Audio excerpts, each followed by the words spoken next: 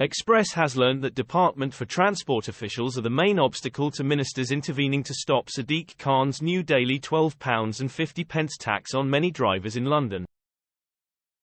A senior government source has told Express that some ministers believe Transport Secretary Mark Harper could use reserved powers to stop Sadiq Khan's hated ultra-low emission zone, ULEZ, to outer London. The view is confirmation that there are splits within the Conservative government over how to tackle Mr. Khan's plans to start charging hundreds of thousands of drivers £12.50 a day from August 29. But the problem within government is understood to be Department for Transport officials who are strongly advising Mr. Harper against trying to step in over Mr. Khan's new tax on drivers in outer London.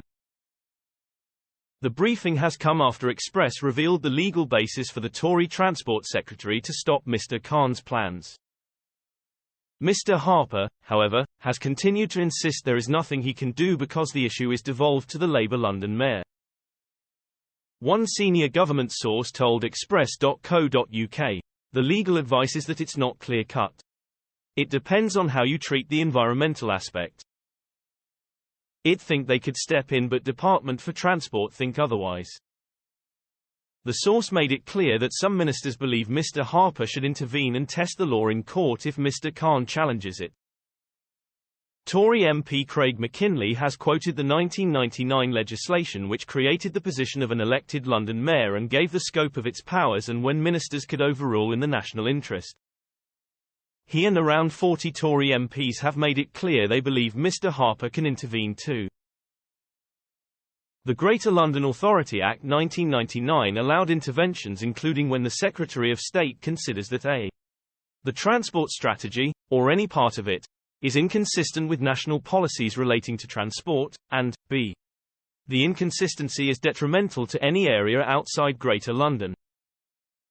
He may direct the Mayor to make such revisions of the transport strategy in order to remove the inconsistency as may be specified in the direction.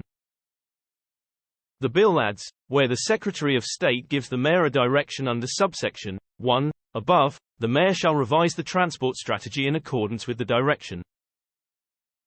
Mr. McKinley said, "In my view, given the importance of London to the national economy and transport, the Secretary of State should exercise powers to stop the anti-motorist crusade being pushed by this failed mayor which will hurt the poorest hardest and which additionally has economic repercussions across the southeast and the wider country."